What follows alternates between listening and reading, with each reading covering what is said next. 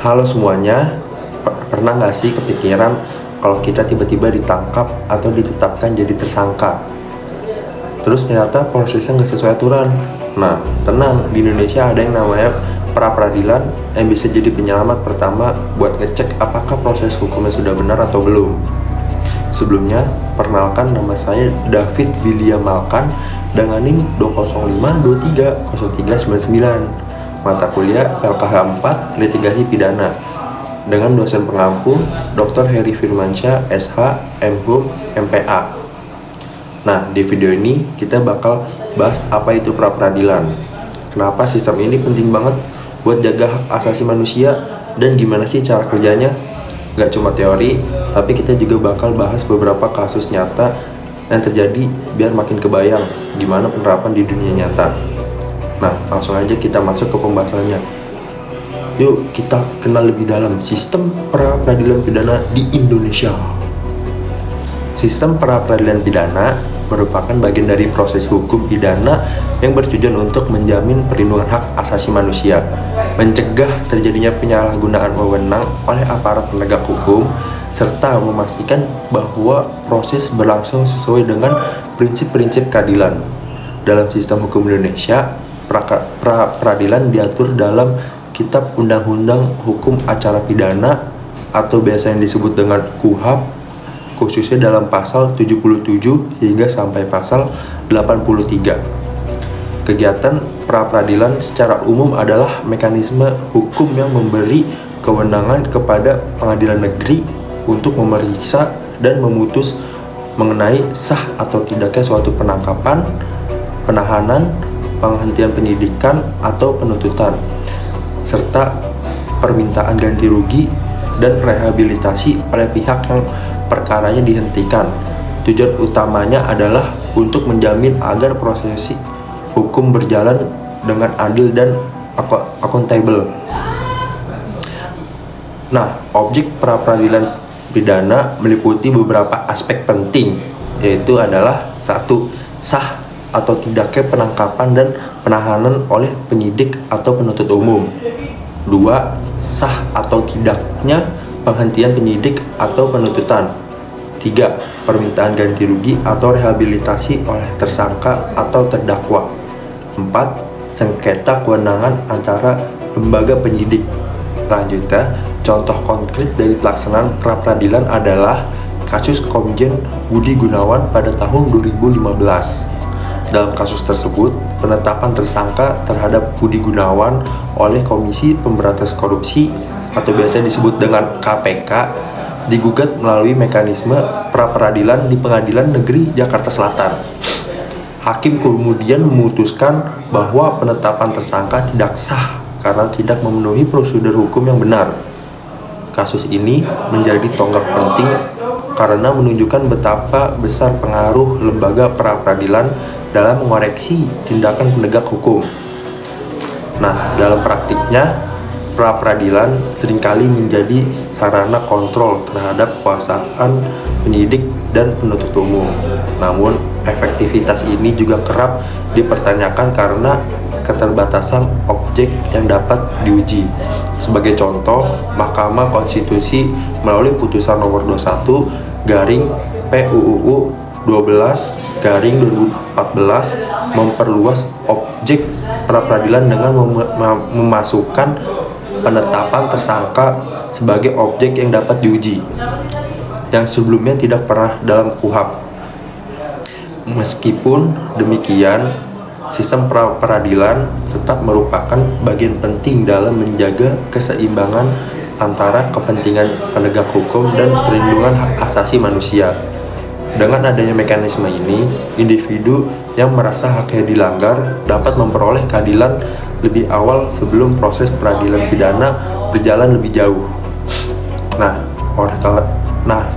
Oleh karena itu, pemahaman yang baik tentang pra-peradilan sangat penting bagi masyarakat umum, mahasiswa, dan praktisi hukum agar dapat memastikan bahwa sistem pra-peradilan pidana berjalan transparan, akuntabel, dan berkeadilan.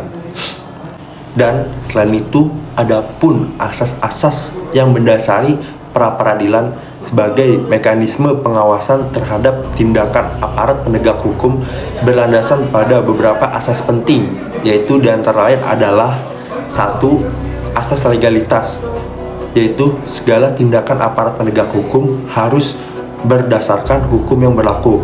Tindakan yang tidak memiliki dasar hukum yang jelas dapat diuji melalui pra-peradilan. Dua, asas perlindungan hak asasi manusia, yaitu pra-peradilan memberi ruang bagi individu yang merasa haknya dilanggar, terutama dalam hal penangkapan dan penahanan, untuk mencari keadilan. Tiga, asas keseimbangan kekuatan, yaitu untuk mencegah penyalahgunaan kekuasaan oleh penyidik dan penuntut umum.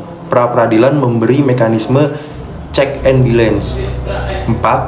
Asas keadilan dan kepastian hukum, yaitu pra-peradilan menjamin agar setiap tindakan hukum yang dilakukan memiliki dasar dan prosedur yang sesuai sehingga tercapai keadilan substantif.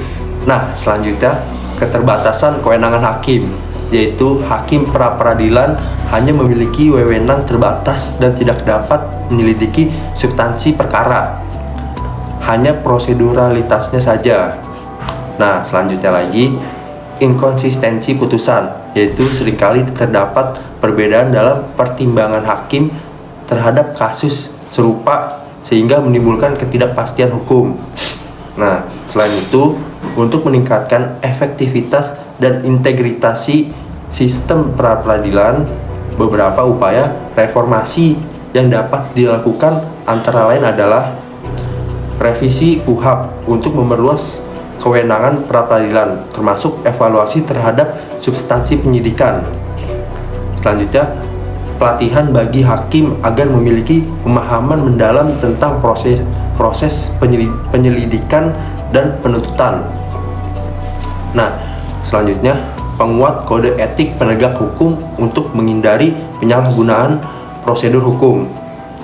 Dengan memahami seluruh aspek pra-peradilan, masyarakat dapat memainkan peran aktif dalam pengawasan hukum dan menciptakan sistem peradilan yang adil dan transparan. Dan selain itu, peran dan fungsi hakim dalam pra-peradilan adalah memegang peran yang sangat krusial dalam menjaga netralitas serta menjamin agar hak-hak tersangka tidak dilanggar. Fungsi utama hakim adalah menilai aspek formil dari tindakan penyidik atau penuntut umum, bukan menyentuh materi perkara. Hakim harus bersikap objektif, independen, dan mengutamakan prinsip kehati-hatian dalam memutus permohonan pra-peradilan. Perbandingan pra-peradilan di Indonesia dan di negara lain adalah sistem pra-peradilan di Indonesia memiliki karakteristik tersendiri jika dibandingkan dengan negara-negara lain. Sebagai contoh, ada di negara Amerika Serikat, yaitu di negara Amerika Serikat tidak mengenal lembaga pra-peradilan seperti di Indonesia. Namun sistem grand jury and pretrial hearing digunakan untuk menilai apakah terdapat cukup bukti untuk membawa seorang ke pengadilan.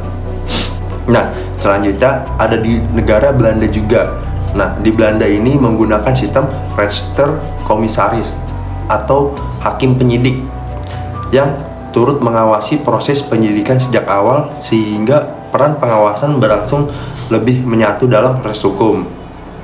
Nah, perbandingan ini menunjukkan bahwa setiap negara memiliki mekanisme berbeda dalam mengawasi proses awal peradilan pidana, namun tujuannya tetap sama, yaitu perlindungan terhadap hak asasi manusia. Nah, selain itu, ada pun juga beberapa tantangan nyata dalam implementasi pra-peradilan di lapangan, yaitu diantara lain adalah 1. Kurangnya pemahaman masyarakat, yaitu banyak masyarakat yang tidak memahami hak-hak dalam proses pra-peradilan, sehingga tidak memanfaatkan mekanisme ini. 2. Waktu pemeriksaan yang terbatas, yaitu hanya 7 hari untuk memutus pra-peradilan, sehingga seringkali dianggap terlalu singkat untuk mengungkap fakta yang kompleks. Nah, ketiga, minimnya koordinasi antara lembaga penegak hukum, yaitu ketidaksinkronan antara penyidik dan penuntut umum sering menyebabkan celah hukum dalam proses penyidikan. Selain itu, di dimensi filosofis dan teoritis, pra-peradilan merupakan wujud nyata dari prinsip negara hukum, di mana kekuasaan negara, khususnya aparat penegak hukum, harus tunduk pada aturan hukum dan tidak dapat bertindak sewenang-wenang.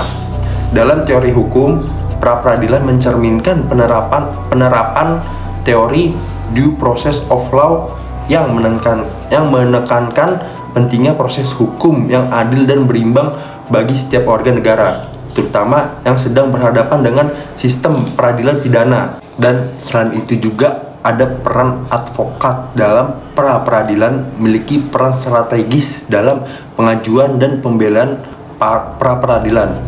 Mereka bertanggung jawab memastikan klien mendapatkan prosedural, mengajukan keberatan atas tindakan aparat penegak hukum yang dinilai melanggar hukum, serta menyusun argumentasi yuridis yang kuat untuk mendukung permohonan pra-peradilan. Dalam beberapa kasus, keberhasilan pra-peradilan sangat ditentukan oleh kesiapan dan kompetensi tim hukum yang mewakili tersangka.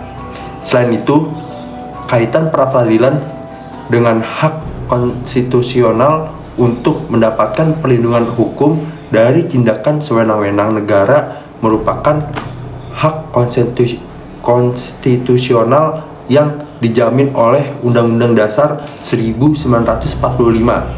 Dalam konteks ini, pra-peradilan berperan sebagai mekanisme untuk menjamin agar hak atas kebebasan pribadi, hak atas proses hukum yang adil, serta hak atas pengakuan hukum dapat ditegakkan secara konkret.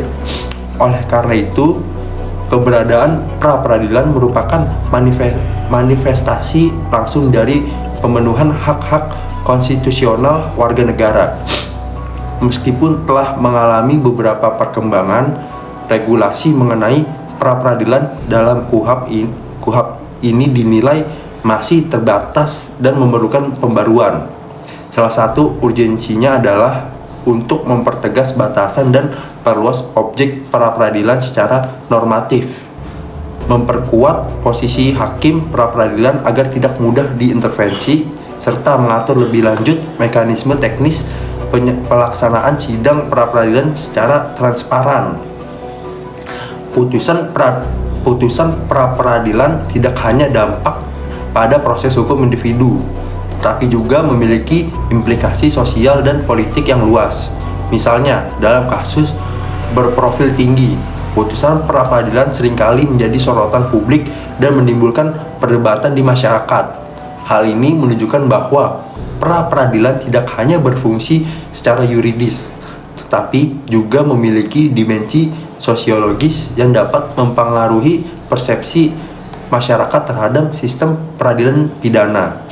Dengan memahami aspek-aspek ini, dapat dilihat bahwa pra-peradilan merupakan institusi penting yang berfungsi dalam berbagai dimensi hukum, sosial, politik, dan konstitusional. Maka dari itu, penguatan sistem pra-peradilan harus menjadi prioritas dalam agenda reformasi hukum di Indonesia. Nah, itu dia sedikit pembahasan tentang pra-peradilan. Salah satu sistem penting dalam hukum pidana kita yang kadang suka disepelekan, tapi sebenarnya punya peran besar buat jaga keadilan sejak awal. Mulai dari penangkapan, penahanan, sampai penetapan tersangka. Semuanya bisa diuji lewat mekanisme seperti ini. Jadi bukan cuma soal hukum doang, tapi juga soal gimana negara hadir buat melindungi hak setiap orang, termasuk diri kita sendiri. Nah, mungkin itu saja materi tentang pra-peradilan pidana yang bisa saya sampaikan. Kurang lebihnya mohon maaf apabila terdapat kesalahan kosakata dan kalimat yang tidak sesuai, mohon dimaafkan. Sekian dari saya, David Billy Malkan, mohon pamit undur diri. Terima kasih.